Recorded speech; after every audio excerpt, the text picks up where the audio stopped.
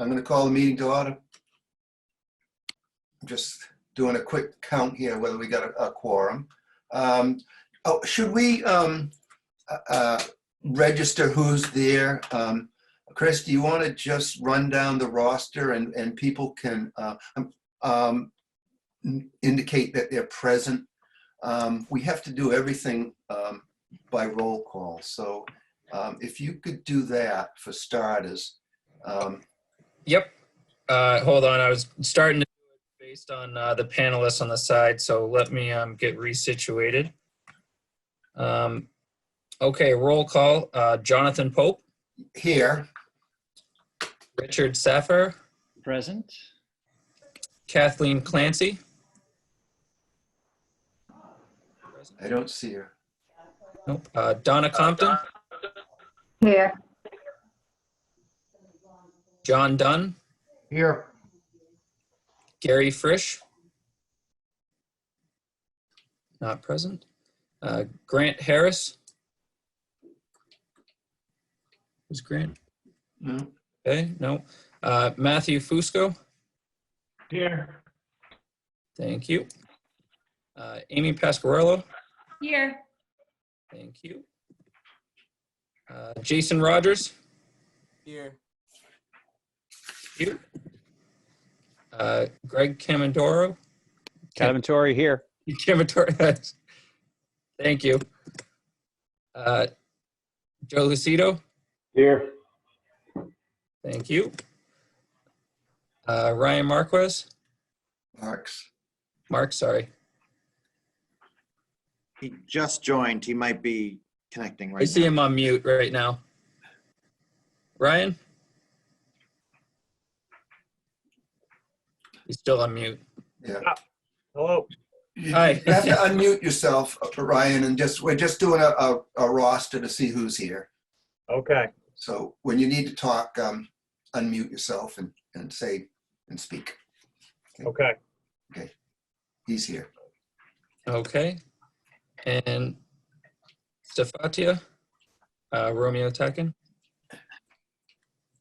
I don't see her. Okay. Do I need to do additional attend? No, I don't need to do additional attendees. No, just the members of the board. Kathy Clancy joined as a attendee. I'm promoting her into the meeting. Okay. But for the Oh, wait. record, Chris, for the record, we do need to, just like a meeting sign-in sheet, Brad's on here, Michelle, Bryce, Josh, Bill, you and me. So, Yep, I'm going through that on the side right now. okay, that's fine. And also, I'll add, we're still on the roll call. Kathleen Clancy, Yes. thank you. I do a quick review to make sure we didn't miss anyone that recently joined. Okay, I will add the additional attendees on the side. Okay. Thank you, Jonathan. I'll mute Okay. my line. Now, the next thing that we're going to do is go into executive session. And the way this is done is we leave this meeting and we go into the second meeting, which is not open to the public. Now, James, you should have received, every member should have received an email, and it was dated, let's see, June. June. April 2nd at about 2 o'clock. April 2nd at about 2 o'clock, exactly. I didn't see the, and on it is the address for the executive session. It says join from computer, smart device, and you click there, okay? And as we said earlier, you should, if you want to speak, then there's if you hit panelists, participants, you'll get a sidebar, and you'll get panelists and attendees. And if you're a panelist, there will be a little there's a list there, and then there's a little thing down there that says raise your hand. So that's the process that we need to do. If your microphone is not muted, as soon as you talk, you will take over the conversation. And if you get too many people talking at once, it gets very confusing. So if we can use that process of raising your hand, I will try to recognize whoever's got the hand raised.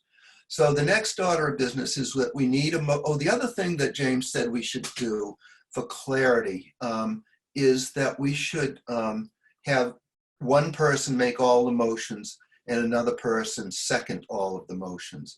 So Kathy, can I ask you to make the motions? And Rich, if you could second them? No problem. Okay, so the first thing we need to do is to go into executive session. And we will go into the executive session for the purpose of discussing the security, the deployment of security personnel for devices and strategies with respect thereto. Essentially, we will be considering elements of the building that will be part of the security. So we'll be going into executive session. So we'll need a motion, a second, then a roll call, and then everybody goes to the other email and clicks on that. You can leave this meeting, and then you click on the executive session meeting, and we'll reconvene in executive session. I don't see the email from the second. I have the first one with the 3 o'clock time, but I don't have the executive session link, I don't believe. Okay. If someone can just forward a copy of my email to him, I can do that too if necessary. Can you forward it to me too, please? Okay. Do you want me to do that? Aye. All right. And I need one too. Who is that? John Dunn. Okay. All right. I'm going to have to put my glasses on to do this. I can do it, Mr. Chairman. Oh, okay. All right. Thank you, James. Send it to me as well, Matt Fusco. Okay. So did you get that? It was Matt Fusco, Sure. Jason Rogers, Amy Pascarello, and John Dunn, I believe. Yeah.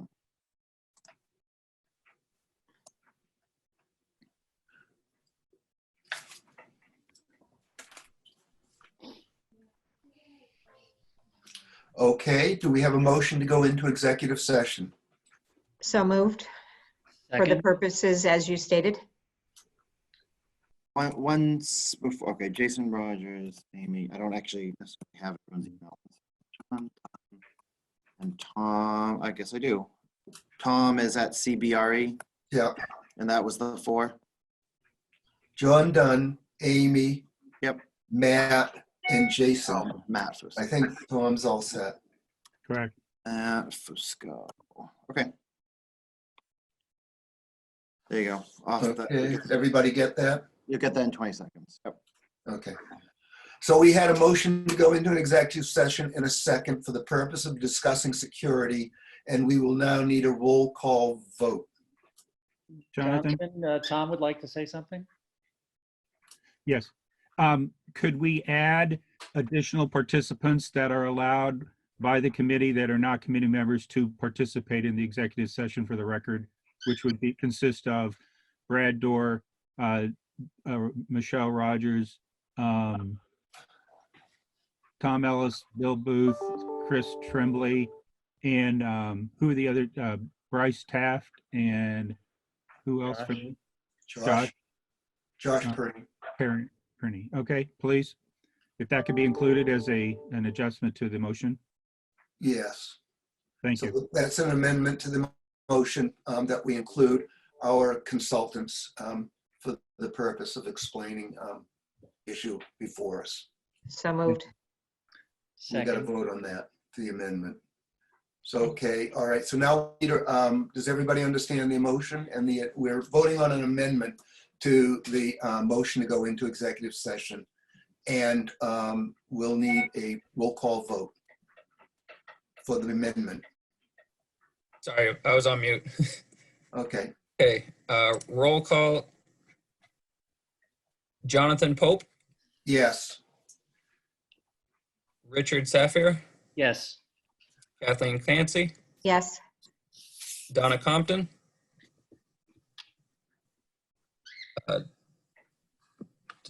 Donna is on mute.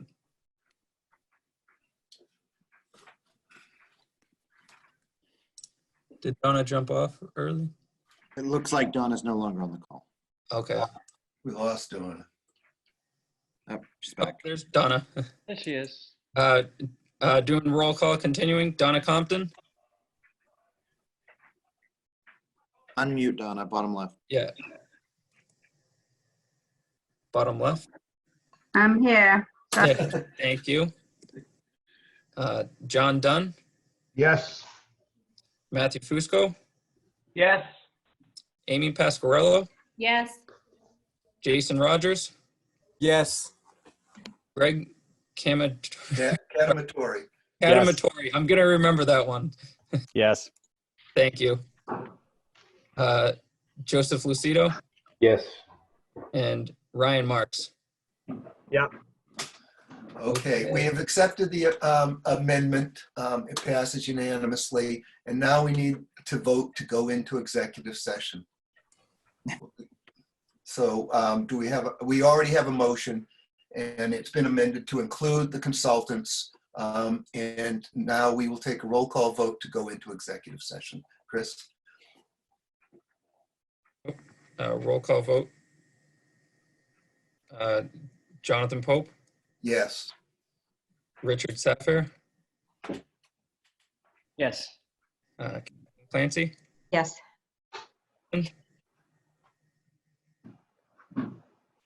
mute.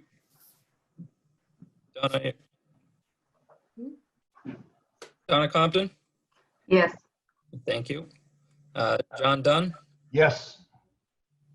Matthew Fusco, Yes.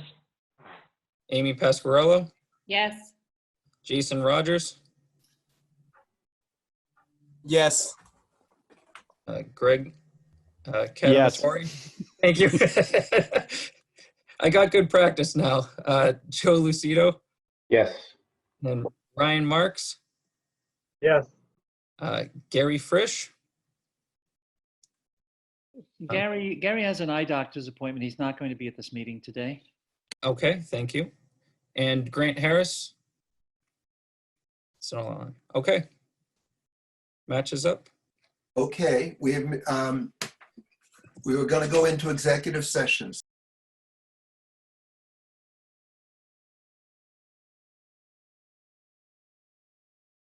Ready for a roll call? Yes. Okay. Roll call.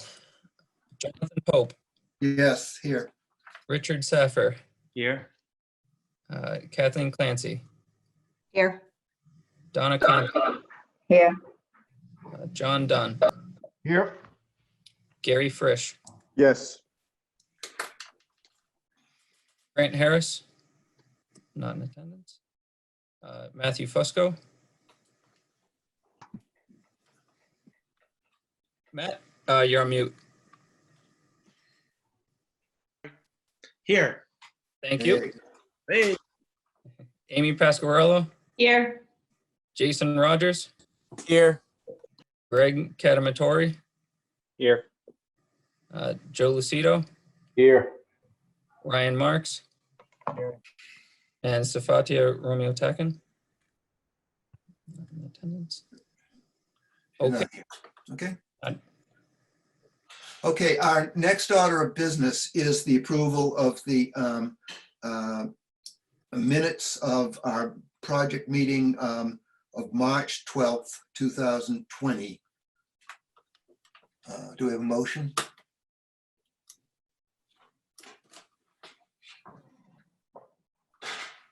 There you are. So moved. My battery's running low, so I had to run and get my charger. Second. Okay. Are there any corrections or omissions? Does everybody have them? They were sent out.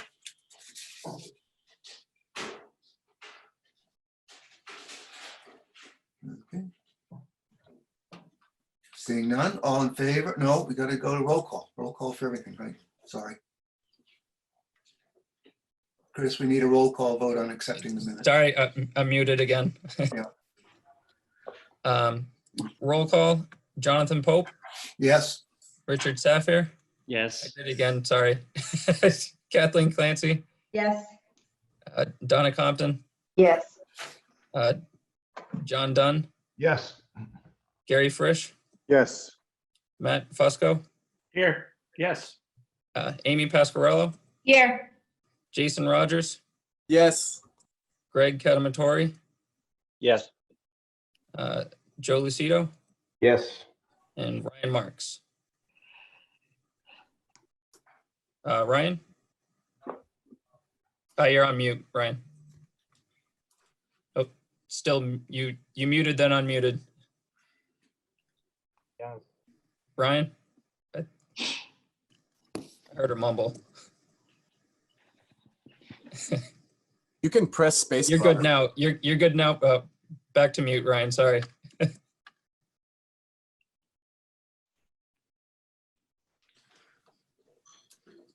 okay.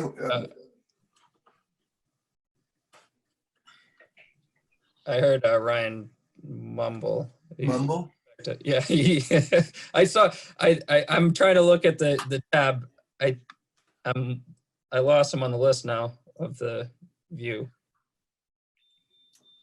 If you press down spacebar when you speak, it's like a temporary unmute. It looks like Ryan's dropped off the meeting. Okay, that could be.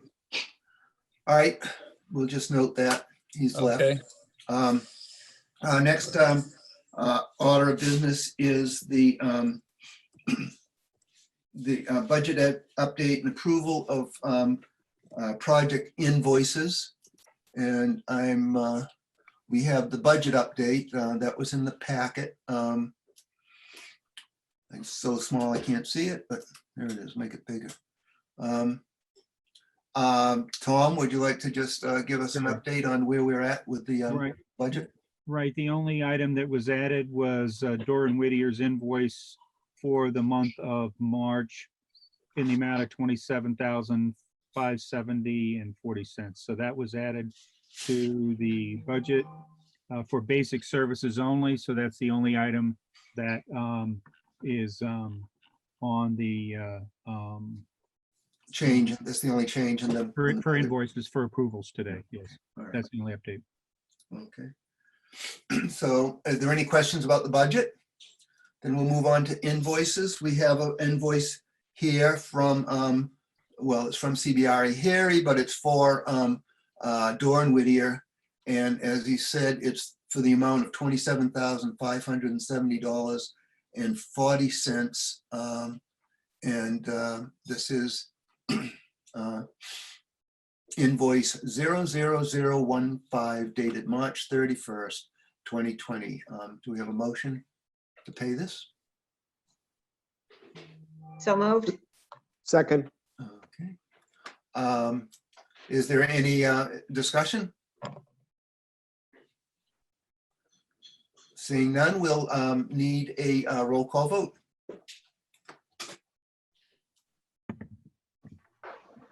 Chris? Still muted. Roll call. Jonathan Pope, Yes. Richard Safire, Yes. Kathleen Clancy. Kathy? Yes. Oh, sorry. Yep, thank you. Donna Compton, Yes. John Dunn, Yes. Gary Frisch, Yes. Matthew Fusco, Yes. Amy Pasquarello, Yes. Jason Rogers, Yes. Greg Catamatori. Greg?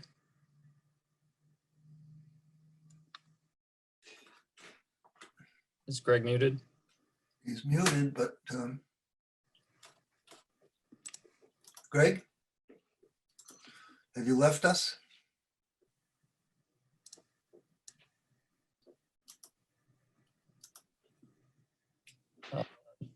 I'll jump back to Greg. Okay. Joe Lucido, Yes. Ryan Marks, Yeah. Grant Harris, not in attendance, and Safatia, not in attendance. Greg, one more chance. Still on mute. I lost. Hold on, I'm Okay, trying to well, find my. it passes. Yeah. Okay, the next order on the agenda is the update of the calendar, the timeline. Once again, it's in the packet. There are a number of changes early on. Michelle, you want to? Can you pull that? Can you pull that up on your screen, Jonathan, so we can just? I can, I think. Yeah, we basically updated what had happened since the last meeting, and Does everybody see that? there you go. Yeah, if you can. I can make it bigger. Yeah, if you can make it bigger and just look at the left side, that's where it has the dates. That's the most important part. If you can move it up and make it a little larger, that'd be great. Yeah, I keep trying to make it larger and it just gets smaller. Okay, but in essence, in the package, everything above the gray band that had those three items in lines 9, 10, 11 are items that occurred between the last meeting and prior to this meeting. So you can see line 12, we have the meeting for today, and we've really focused on what's going to happen in the month of April. And so we've got the working group that is going to continue on next week on the 13th. There's a city council meeting on the 14th. We can talk a little bit about that, Jonathan, about the status of the CMR issue. Then we've got the school committee meetings tentatively scheduled for the 15th. The next school building committee meeting scheduled for the 16th, and then the pricing package for the from Dorn Whittier issued on the 29th. So those are the kind of highlighted activities for the month of April. And although we did kind of review the rest of them, we're going to kind of, depending upon the overall impact of this COVID virus in terms of us, we'll update those as we go prior to the next school building committee meeting. So, Tom, could you just talk a little bit about what's going on with MSBA and their sure. their scheduling and response to the situation? Sure. Yeah, I had a conference call with Brittany and Becca, who are our primary contacts with MSBA on Monday, I believe. And just to give an update, I was curious kind of what they're thinking about as to what's happening with the board and, approvals, thinking that, if they're slowing down or changing their process with whether that would push our, anticipated board meeting vote out. And right now they are maintaining their board meeting schedule and the projects that are continuing to move forward. They are seeing some projects that are slowing down due to the community's desire to do so. Some of them are stopping, but they are pleased to see that this project is moving forward, given kind of the environment, what's going on right now in the workplace. So I told them we would keep them posted on this as we move forward, but right now it has not, action by the MSBA is not changing any of our target dates for the submission of our SD package in the early part of July. So that was my main concern. And so. Okay. Are there any questions about the timeline? Okay, I'm gonna. Okay. Then the only other item, Jonathan, would be the CMR solicitation process. We've started that. We have provided a short list for the issue of the request for proposals. There were three submissions. They were all deemed qualified, so they are moving on to the next round. And the RFP is being finalized, where we need a package of design documents and narratives to go with that, and that is anticipated to be available now that I think once we go through the some review of the design at the remaining portion of this meeting, that package then will be part of or will be issued to the CM candidate firms so that they will understand kind of what the overall scope is. It will include some site drawings, some conceptual floor plans, elevations, whatever we have to help them understand the scope of the work so they can price their general conditions and their overhead and profit components that we're asking them to do, as well as take a look at the schedule and put together a responsive proposal based upon a reasonable understanding of the project scope. So now that we're not doing an addition renovation component, sometimes that's the hardest part to understand. Basically we're abating and demolishing the veteran school and replacing it with a new building. That's a little easier to get their hands around more quickly. We are taking a look and need to have some further conversations with Donna and John Dunn about whether we do a virtual briefing session or whether we continue to have a site tour with some restrictions so that we understand we're meeting the current protocols, if that's in fact how we want to pursue this. So that's the only issue right now we're trying to sort through. So anyway, so we anticipate the proposal being issued to the shortlisted firms early next week and move forward. So just so people understand, 3 construction companies were qualified, but there were only the 3 that applied. Nobody got disqualified Right. in the process. So we're proceeding with those 3 Right. organizations. And the other thing is the city council voted at their last meeting to approve the city going forward with the CMR, but then Councillor O'Hara on the next day went and filed a motion to reconsider, and you have to have voted positively to reconsider a motion, and it's a procedural technique that's in the charter. And allows people to change their mind if they somehow come up with new information. I don't think that's the case, but we will see. But it won't be taken up until their next meeting, the next regular meeting, which is April 14th, which is the same night that we'll be doing a presentation to the city council. So I don't foresee any possibility that is going to change the outcome of the vote, but it's just to let you know the fervor with which people are trying to derail this train.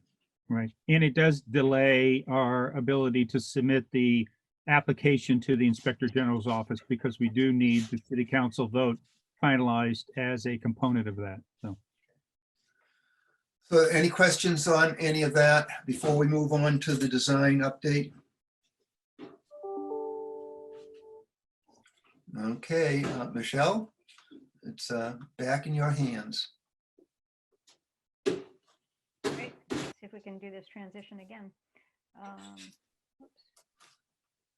Screen 2. Can you see the No, somehow you are no longer oh, here we go. how's that? You can There see you the are. screen and my mouse moving? Yep, I can. Great. All right. So the last time we were all together was back in March. Oh, let's see if I can move this forward. There we go. So that was back in March, and at that time we were focused on the interior perspectives and design. And then prior to that, back in February, we talked about the site plan and the exterior part of the building. So what we want to walk through today is where we've come from through the course of the month of March. So just talking about that regarding the schedule, I'm going to go through this quickly because I know Tom addressed some of these. throughout the month of March, we tried to maintain our schedule, and we're going to try to continue to maintain that as best we can. So in March, we met with public safety and the DPW and reviewed the site plans and the safety and security features. We presented the interior and the exterior and the site design to you, the school building committee. And we met with the working group and reviewed the interiors and the design and the public safety recommendations. Some of the things that didn't get done that we will need to put on our schedule for the month of April and as soon as possible would be to review security as it relates to technology. So we've talked about hardening of the exterior, but now we need to talk about how technology helps us with security features. We need to meet with the authorities having jurisdiction, that's AHJs, to review those plans. So that would be the building department and the planning department. And we'd like to meet again with facility management to review the outcomes of whatever HVAC systems we choose, site maintenance, snow removal, building maintenance, finishes. Once we've come to a closer conclusion about what kind of finishes we're using, we want to have that conversation with them. In April, we have 4 public meetings scheduled, and one of them is today, the school building committee meeting. And then as Tom had mentioned, we're planning to go to the city council on the 14th, to the school committee on the 15th, and then come back to the school building committee on the 16th.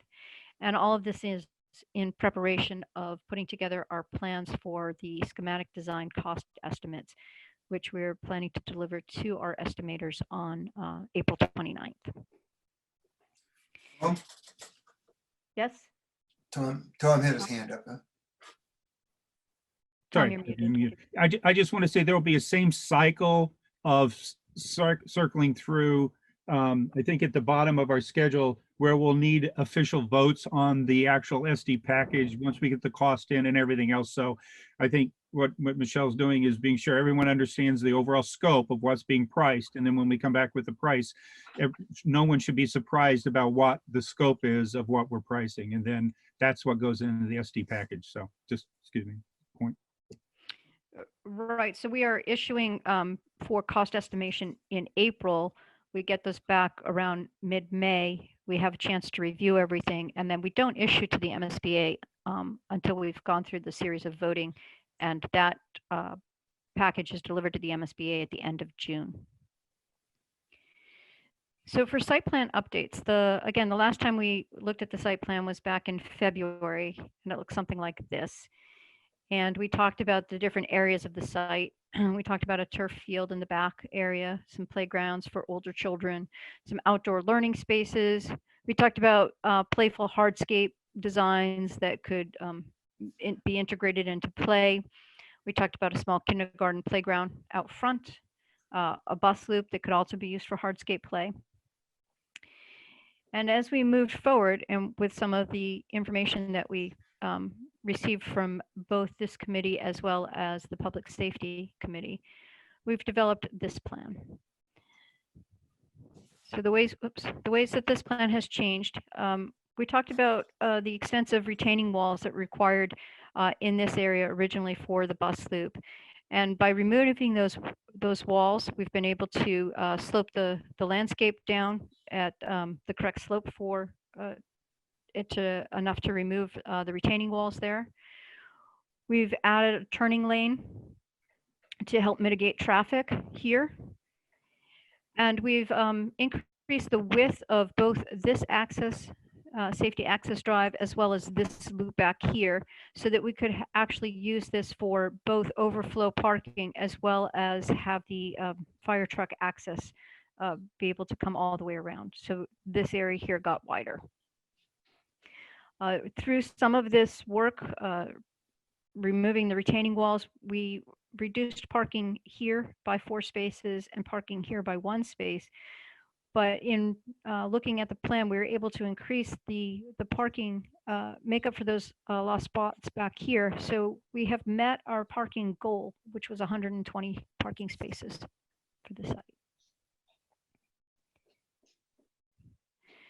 Taking a closer look at the back area here and the changes that have been developed. So by widening this area again, we've been able to create 16 overflow parking spaces here. So in the event of event at the school, you might be able to open up the gates here and have cars park along the area here. If you remember correctly, this is our drop-off extension loop so that we can get those cars off the street longer.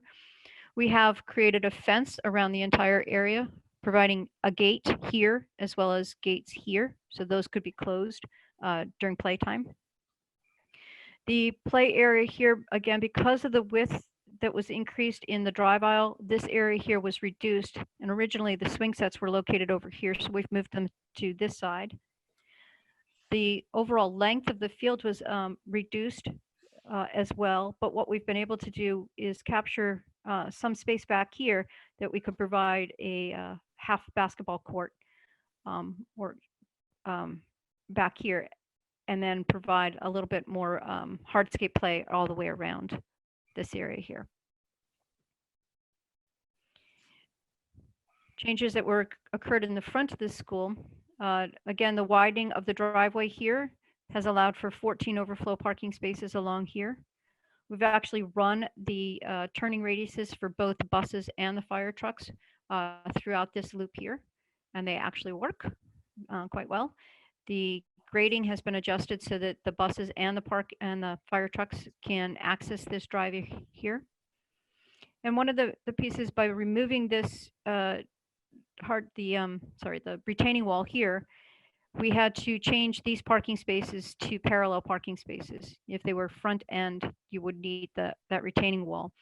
But we've changed these to parallel parking. We've managed to keep the existing utility poles here and here, and create a sidewalk that goes in front of those parking spaces along here. That's at the proper grade for accessibility for sidewalk. Again, the kindergarten playground here, some of you may have been on the email that has gone back and forth. Our concern here is how close it is to the kindergarten classroom. This is a distance of about 5.5 feet. And this is the play equipment that's here. The fencing that you see here will connect to the building, a gate here, and then this entire area will be fenced here, all the way back to that other gate in the back area. So the children that are playing out front here during the daytime will have the safety features of both the gate and the fencing around that play area. And then here in the front of the building, we talked a while back, our first presentation, this had the tag that called it a quarry. And we started looking at, different ways of bringing Gloucester history into this space. But what we found was that because of the sloping of the grade here, in order to have those boulders within that space, they got quite large. So we wanted to go back to thinking about this as bringing in the docks and the scheme of those docks. And so what you see here is that this has become an outdoor gathering space. The colored concrete could be done in a way that it replicates docks. These outdoor benches become piers as they extend out into this area here. And then the landscaping in this area here is lower, and actually will be acting as part of our drainage system. So this will be underground drainage. It won't be water. This is a retainage area, but this will help mitigate some of the other subsurface drainage facilities that we're working on for the rest of the site. So here you have enough space and bench area for an entire class to gather, a teaching zone. You have spaces where kids could go and sit in different pockets and areas. We view this as a place where students could go out and have maybe an art class where they're drawing, they're taking in different views of their own landscape around. We'll have some trees for shade. And this connection between the bus loop and the main parking area becomes another hardscape area for gathering spaces. This area here is undercover of the media center, which is above. And this is your main entrance into the building. Moving forward, I'm going to ask Bryce to talk a little bit about some of the changes that we've done with the exterior design of the building. This is where we started back in February, which was the last time that you had seen this building. Bryce, are you unmuted? Yep. Can everybody hear me? Yep. So overall, the kind of my next goal, based on last SBC meeting, was to kind of look a little bit more into the windows and kind of look at the daylighting. I think the overall idea was to try to increase that, especially into the classroom area. So as well as looking at the stairwell stairs and kind of increase that overall area to bring in natural daylight. So, and also too, kind of overall looking at the, you know, the elevation as a whole to see if there are any more kind of modifications or, you know, that we could have, you know, a kind of a connective connection between the B wing of the cafeteria and the art wing, as well as going back to the classroom wing. So go to the next slide, Michelle. Can you go to the next slide? You don't see that? Oh, now I do. Okay. Okay. So the south elevation. So here you'll see that I've added a third window in the academic of the classroom sides. And I've adjusted the spacing for masonry dimensional wise to help even it out. So you'll see now we've increased the overall area of openings into the classrooms to help bring more daylight in there. You will notice that on the lower portion of the kindergarten bump out, there's only 2. That's really only because of we have 2 toilets on the exterior wall, and the spacing didn't really allow for, you know, we don't want to have visible glazing into that space, and overall it didn't really line up with the partitioning inside. So I think overall it worked everywhere else. So that's why you only see 2 on that side. I've also increased the overall roof edge of the academic wing to bring that continuity from the gymnasium side. So having that go all the way across. So in the previous elevation, it was a smaller, you know, metal roof fascia band. And then this kind of ties into what I was showing at the kindergarten and help bringing it back up to the top. So you'll still see that there's kind of this change in hierarchy of, you know, from the stairwell, it pops up, and then you have the classroom wing, and then the middle portion of the academic wing pops up to create some change of break of planes, and then all the way across. And then similarly, I was still showing the horizontal banding of potentially a soldier course of the brick to help, you know, bring that horizontal line across the overall face. And then also to the stairwell windows, I increased the sizes of those. So it's actually the same size as the classroom window, except there's no operable. But I did increase that. The heights also to correlate to the landings of the stairs. So as you go down, you'll have visible outside. So that's kind of where the landing of the window sits. So that's the south side. Okay, and then option B, overall same idea, but we're starting to look at possibly putting in precast at the head of the windows to kind of have a little bit of a gesture to a residential and kind of the homage of what Gloucester is downtown, pulling that into the classroom wing. Was only showing it at the classroom wing and not anywhere else, just to kind of emphasize that it is just the classrooms. So it was kind of another option of that overall exterior, and whether or not people gravitate towards it. I think it want to get everybody's take and feel on it between the two. You want that now? Or do you want to wait? Well, we can go. Let's go to the south side so you can see the south too. Right. So similar. So A and B, top and bottom here. So same thing. Showing the 3 bay windows for the classrooms. So similar on the south kindergarten, only showing 2 because of the toilet rooms, and increasing the window at the stairwell. You'll notice that the window on the west side, that correlates to an ELL classroom, special education classroom. So I wanted to continue to have an operable window in there for that. But everything else would be similar to the south side. And then had metal panel in the on the north side of the vestibule to there, kind of bringing the continuity of what was seen from the south side of the media and the arts, and where the clear story is in the middle, bringing that down the corridor and kind of having that connection all the way down. And then also to, similarly having the color aspect within the metal panel too.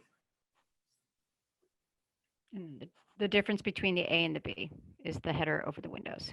Yeah, the header over the windows. Yep. And also too, I had thickened up the overall height of the roof edge. That's seen on both on the north and south now. So this is option A without the headers over the windows, and option B with the headers.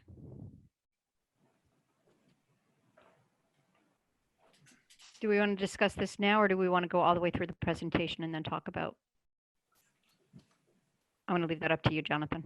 Okay, well, I think that it's all in front of us, and I think if it's just a question of whether people prefer the headers or not, my question would be: is there any structural advantage or waterproofing advantage into putting the headers in there?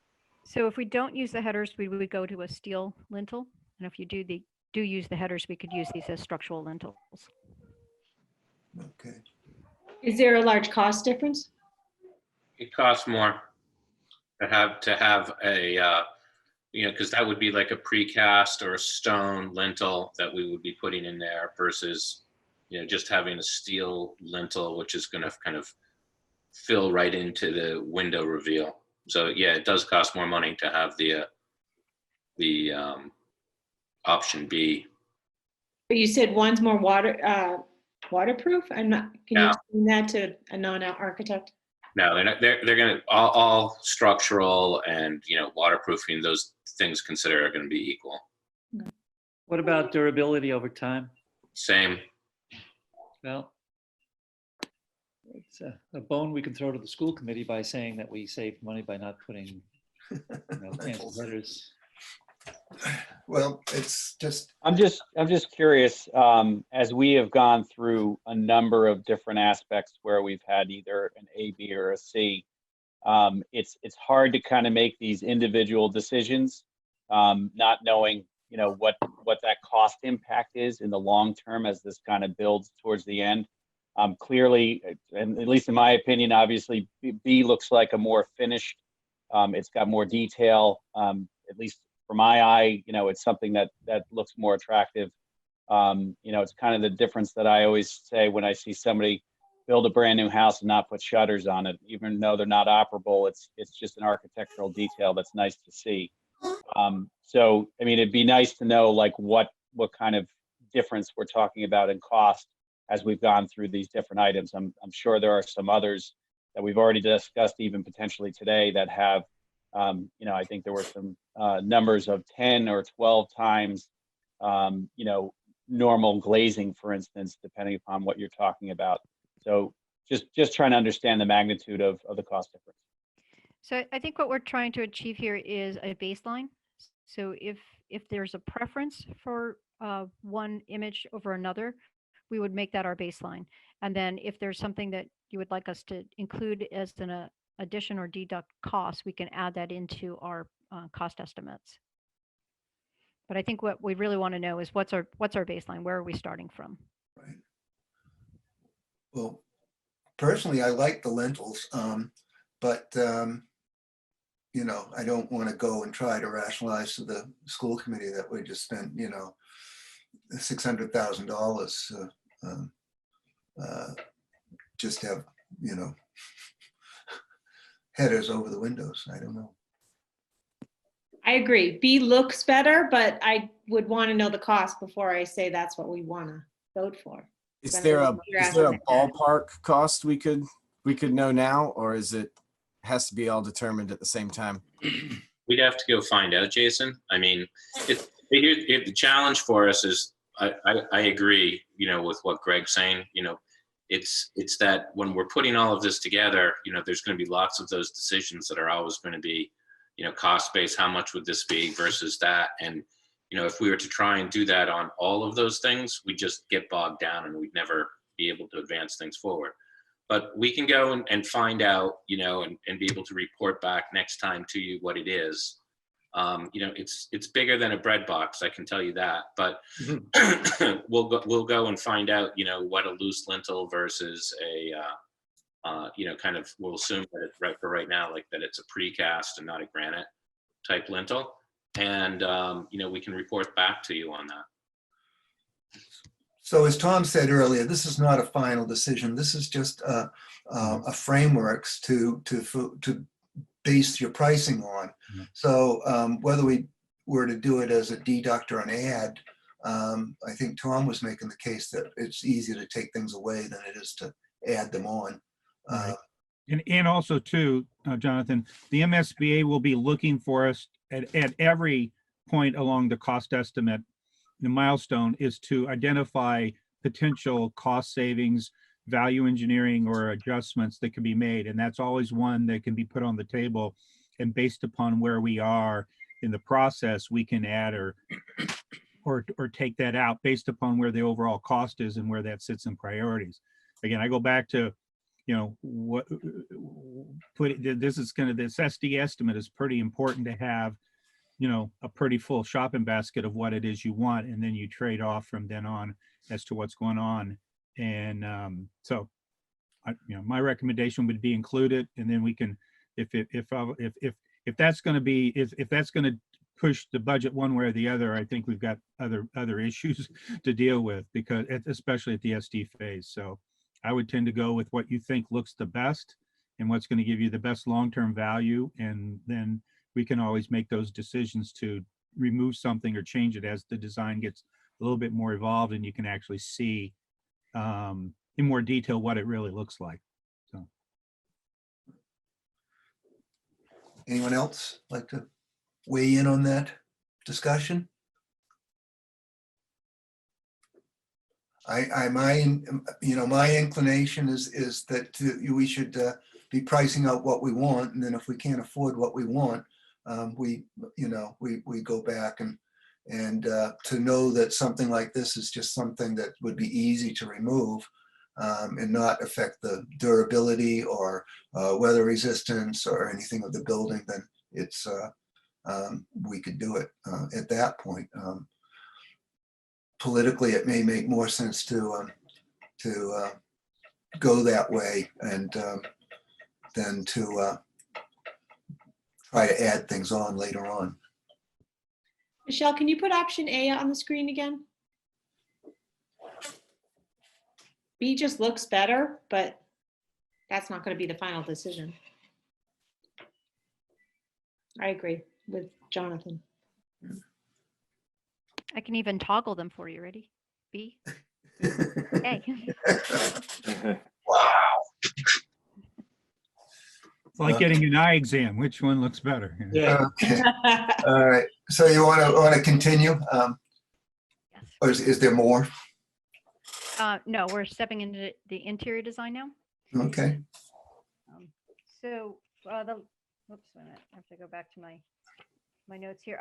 So the last time that this was presented to you was early in March, And at that time, Josh had done this presentation, and we spoke about the different materials and some of the different interior features that he was trying to incorporate within the building. So here this is the main entrance lobby, and here you see the stairway coming up above us. We talked about incorporating a stairway, a seating area here, which would allow kids to either sit by themselves or with a small group, a little bit of social interaction here. We talked about making this area feel warm and welcoming with nice seating, some artwork on the wall. We talked about durability of the floor, and we talked about the warmth of wood columns and the column and beam structures that would connect the lobby space to the Curiosity Commons or Media Center above. And as we've progressed through that design, this is where we are today. And again, you see this seating feature beginning to develop with its peekaboo window into the cafeteria area. Here you'll see the folding glass doors for the cafeteria so that these could be opened and that space becomes part of the lobby space and more interactive. The doors to the cafeteria, the seating, and gathering area for families and visitors to the school. This is a placeholder. I think we're talking about artwork, could be signage. The administration suite, which is off to our left. And as you look up, you can see the clear story here bringing daylight into the lobby space, and then the connection of the beams passing through the transom windows in the balcony above at the media center. And as we move upstairs to the top of the stairs, Josh spoke about how this wanted to connect with the lobby below, the connection of those beams passing through the transom lights here so that you're connected to the media center. He spoke about this connection here, whether it was inside the media center or inside or outside on the lobby. And this was the seating area, which allows children to gather either by themselves or with a friend as a reading nook. You have the ability here for all children. So this would be handicap accessible here. And it would provide peekaboo windows from the hallway into the media center for any guests that are walking past this area to enter the gymnasium through the bridge, or view from the gymnasium, which you could also access from the top of the stairs here. And again, the clear story lights that help bring daylight into the lobby below. And today we're here as we've moved the design along. Again, the peekaboo windows, as you're walking past, you're getting a glimpse of what's happening within the Curiosity Commons or Media Center. You can see the corridor and overlook the space below, creating the connection to what's happening both above and below. This here's the bridge that brings you over to the gymnasium. And again, the space with the beams that pass through, and you can see those passing through into the media center here, connecting all of the structure both horizontally and vertically. In the cafeteria, Josh spoke about this being a sunlight. I'm sorry, a sunset, which provides a acoustical value because you're changing the heights of the ceiling and providing an acoustical quality to the ceiling, creating areas and zones where the noise can be better managed. He talked about the tile walls that help with durability, especially in the cafeteria area for ease of cleaning. The connection through the glass wall to the lobby space, and views into the quiet cafe so that students can choose a different area to sit but still be observed by whatever monitor is out in the cafeteria area. So as we've moved that forward, you begin to see the sunset or sun rays beginning to take shape here. Again, the acoustical value of these are important, especially in a cafeteria. We don't have the lights in here yet, but I know that he spoke about some playful lights that helped bring the sunset quality into this. area here. You see the peekaboo window out to that area underneath the stairs, the connection between the cafeteria and the lobby, and the connection between the quiet cafe and the cafeteria. And this space, if you can see here, is also set up so it could be used when the cafeteria is not in use for small group meetings or presentations. Moving forward into the classrooms, this here is the kindergarten classroom. This differs from the general classroom a little bit by the size of the space, but also by the inclusive toilet room, which is on the exterior wall. We have a few windows here with the built-in window seat. You can see here the cubbies are within the classroom. Student storage just above them for mail slots and teacher storage above that. And you can see the different teaching zones. Here would be one teaching zone, another separate teaching zone on this partition wall that opens and connects the two classrooms to each other. The teacher's desk in the kindergarten classroom, these are built in. And you can see the view into the small group learning center for the special education and small group meeting area. That would be this zone here. So the connection between the classrooms and the groups that might be gathered in that space. And moving forward. Hold on, Michelle. I have a question for Amy and Matt about the built-in in those classrooms, the built-in space in terms of its function educationally. Built-in to me implies more cost of construction versus having maybe accomplish the same thing with furniture or something else that could be flexible over time in terms of the use of that particular space. Once you build in a bookcase in your house, it breaks your heart to take out a built-in. So I'm just curious as cost and function are weighed in terms of that particular feature. Are you speaking specifically about the teacher desk or the other built-in features? About the built-in feature, I think for the student by the window, is that This one here. Yes, yes. That's what I'm talking about. So that we're looking at something that might be similar to this. This is where the direction that we're going, where it's a built-in seat where the student could sit and gather again one or two, but create that cozy environment where they're looking to be outside, but have a space where they can be within the classroom, but by themselves. I think this is Matt. I feel like it's a great thing to have as part of what we do at Veterans. We're being a trauma-sensitive school. We try to consistently set up areas for calming, for quiet, for I'd hate to see that go personally. Amy? I like the built-in seat. If it was going to be changed in any way, the concern I might have is the upper portion of that kind of built-in where it might block some light. Yeah. But I think it would be used in every classroom as far as whether it be a calming spot or a fun place to read. I think it is a useful space, and it kind of makes it it goes along with, we're not necessarily a trauma sensitive school at East Gloucester, but we are safe and supportive. It definitely would be a nice feature. Yeah, it'll be a nice special area. I would reinforce that as well. I mean, we're looking at centers and small group learning, whether it's a calming area or another place where a paraprofessional can bring a group and work with them and have a little bit of quasi solitude. I think it's a good thing. I mean, would it be a cost savings if like that top half was not there and you just had the window seat? I don't know. But I do like the idea of having a space. Yeah.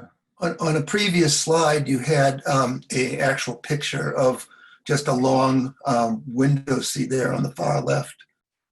Sort of, does that accomplish the same thing? That's not as cozy or as calming. I think that's more just kind of connecting to the outdoors. Yeah. The one that they have is a little smaller. You probably could have two students in there buddy reading possibly. or just one student with a space to kind of calm down or enjoy a book. So Just asking. Yeah, I like the coziness of it, like, for lack of a better term, that sort of enclosed feeling does provide safety and, pure feeling. yeah. Jonathan? Yeah. John Dunn here. It seems to me that you've already got built-ins along that wall anyway. Yeah. So, you know, the additional expense of this kind of built-in, when you've already got shelving and cabinets there, it doesn't seem to me it's going to drive the cost all that much. No. No, I don't think it's I do agree with Amy that we don't want to be blocking out any more sunlight than necessary. It's almost like if you could have the bottom half of that top part, I don't know if it's necessary, but it's Or pretty. raise it up, raise the top half up a little. Raise it up, yeah, so that more light. Every time the teachers talk is they want more light. So we can certainly have Josh take a look at some more of the design work around this. Mm-hmm. Yeah, I mean, I think the design of it needs to be a little tweaked, but I like the general idea is good I and agree. necessary, I think. Okay. And I love the built-ins to go beyond just that one of the cubbies and the mailboxes. It's just a cleaner feel. And it would be, because they have doors on the cubbies and kind of consistent in every classroom. I like that. Me too. Is there any more on the design, Michelle, or is this discussion time? So the general classrooms would be very similar to the kindergarten classrooms, but you do see here, you do have the extra window in these upper classrooms because the restroom is not on the exterior wall. In these classrooms, currently we're showing a movable teacher's desk, where in the kindergarten classrooms, they're built in. And again, you can see the variation in the different teaching spaces and the built-in cubbies in these general upper student classrooms. And then moving into the gymnasium, where we have the performance stage, and we talked about the mobile bleachers here. We've moved this design along a little bit, and we have a large proscenium here. We're looking at the opportunity to put in a folding partition so that this space beyond could be used as a separate teaching space.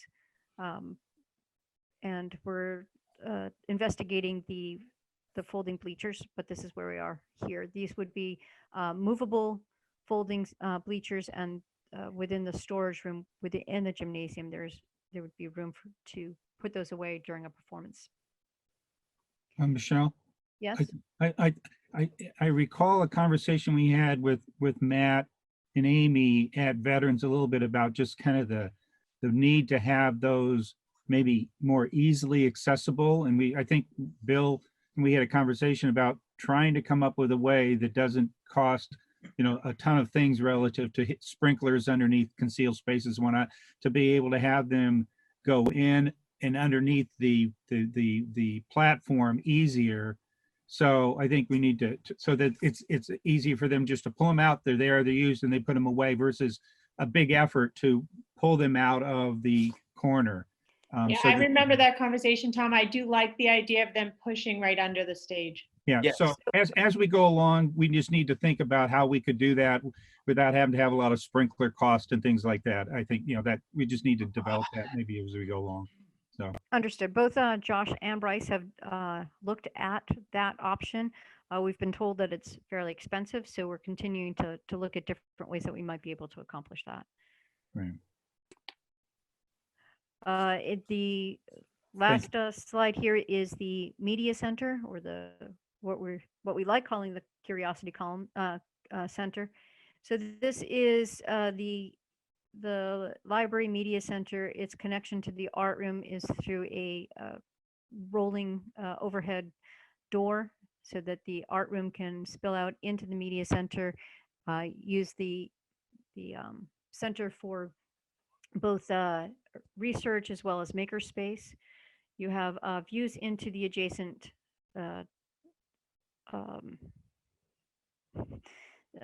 I believe this is a conference room. Yeah, so the adjacent conference room and the adjacent office spaces over here.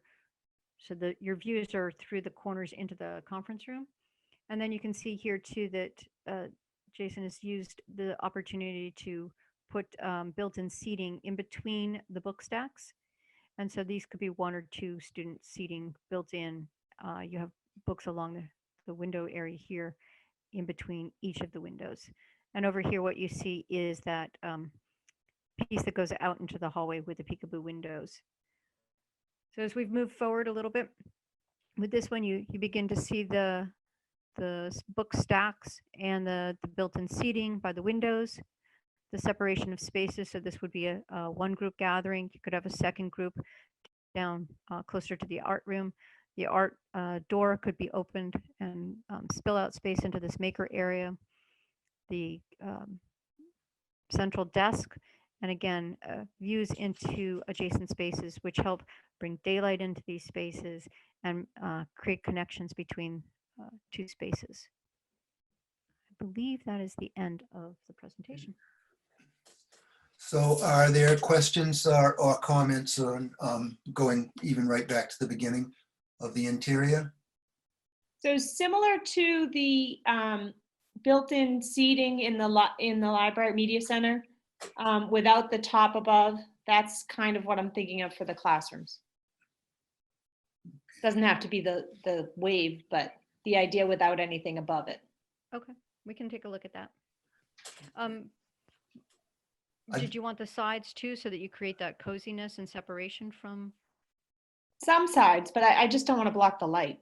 Okay, we can take a look at that. Okay. I'd like to know what the alternatives are for all of the beams. You have them designated as being wood in the entryway and all and across the thing. Would there be, are there alternatives that are not wood that might be lower maintenance and more reasonably priced up front, but structurally as sound? Brad, did you want to speak to that? I know that we had talked about this earlier. Sorry, you're gonna have to run that by me one more time. But what I was asking for is what the alternatives to wood beams and columns in the entryway and throughout might be. Is there something that's an alternative that's as equally structural and perhaps less upfront money and less maintenance down the road? So it's, we're looking at this on another job. Actually, we just went through a kind of a VE effort associated with it, looking at the glue lamps, and compared that with, if you were to try and go with a steel frame and an attempt to get the same look is to do, some type of wood wrap or some type of, Armstrong ceiling, that would get you kind of to the same spot, but, not entirely. And there really isn't any cost savings associated with that. The difference on some of this is like you could get, out of the wood business completely, and say we don't necessarily want to go with that aesthetic. And then what we would end up doing is we'd be revisiting entirely how we would approach, the structural system, 1, and 2, how would we enclose that, because we probably wouldn't just be, throwing steel beams around like we have the glue lamps shown here. So we'd either be furring those out, which would be a very different look. And there's, the cost associated with putting in, the furring to deal with that. And, or if you were to go with, intumescent paint, and, that has its own series of challenges as well. Intumescent's very expensive, but you still have to be able to fireproof those. So, well, Brad, you wouldn't need to fireproof anything for this. Oh, yeah, we're in none of the building will need to be fireproofed. okay. So you don't have that particular issue. You're going to have some fireproofing though on the structural stuff up there. Maybe not on the columns, but maybe some cementitious or something, but whatever.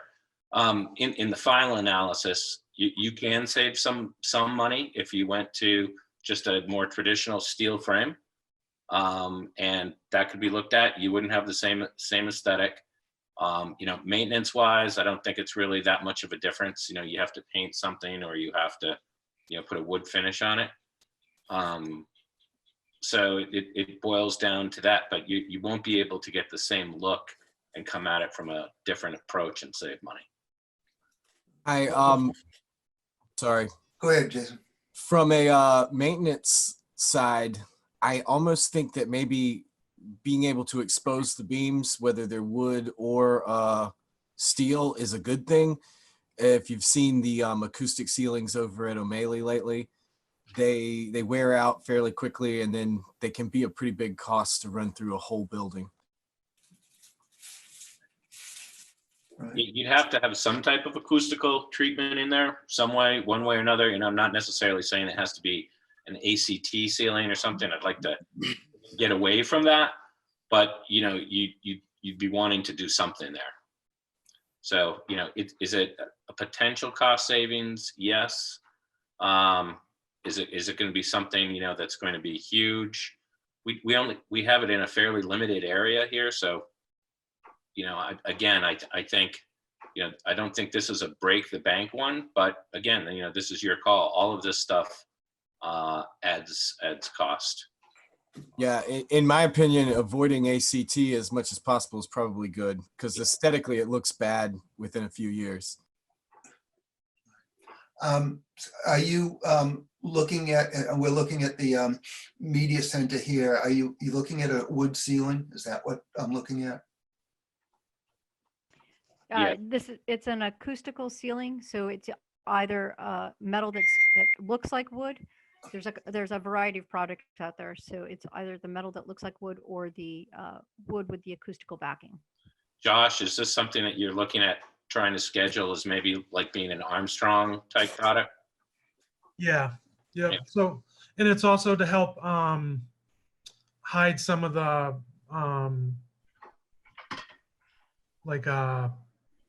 electrical and stuff like that as it goes into that space. Yeah. It kind of just makes the ceiling a little bit cleaner, but it would have a wood look to it, but we would look at something more acoustically dampening, and that would probably just be like an Armstrong ceiling of some sort. So that's a drop ceiling, but Between the it just beams. looks like planks or something. Yeah. Right. It's just to carry that warmth of the wood kind of from the lobby into the media center, Mhm. while trying to minimize what you see from just like wiring and other items like that. So. Okay. Any other questions or comments on the interior? It all looks great. Thank you. It's beautiful. Overall, I think it really looks terrific. Some great work and details coming into focus, and it's terrific. So we're going Great. to So move. our goal for today is to get the thumbs up to move forward in this direction for the cost estimating. So if everybody agrees that for both the exterior and the interior, that this and the site plan, that this is the direction that we should be continuing for that submission at the end of the month, that would be great. Okay, would you want to vote on that, Michelle? I don't need a vote. I just need approval. Go for it. Thumbs up. That's great. Thumbs up. Thumbs up. All right. Are there any objections anywhere? Nope. Okay. Okay, then we're going to move on to HVAC. The life best cycle for the last. Actually, we're going to have to table that. I'm sorry, I should have told you that in the beginning. We just received our life cycle cost analysis yesterday, so we haven't had a chance to review it thoroughly.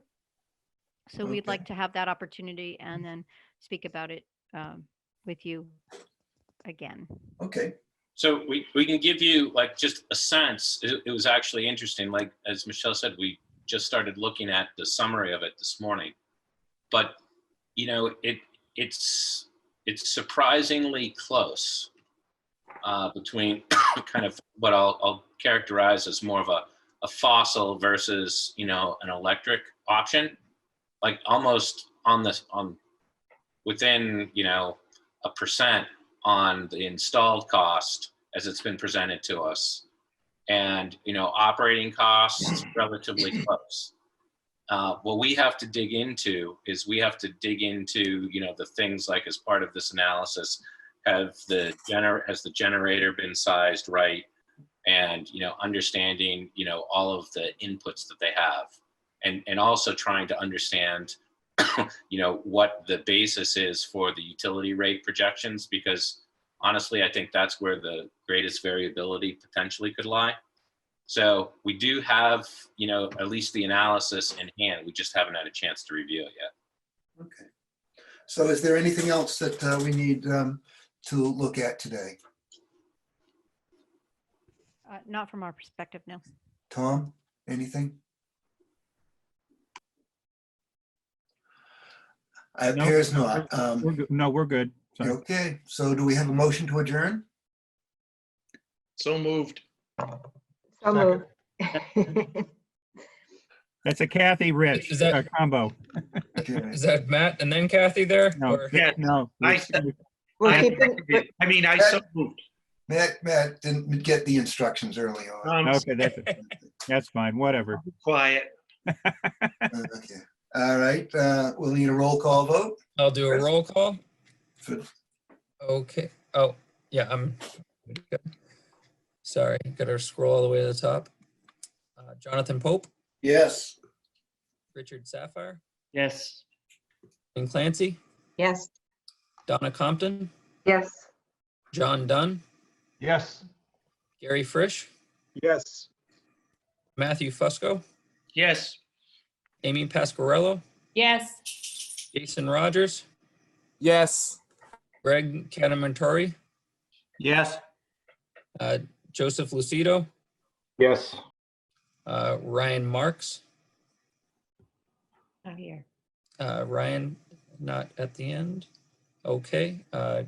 Grant Harris, not in attendance, and Safatia Romeo Tackman, not in attendance. Okay. Thank you. So it's unanimous, and declare this meeting adjourned.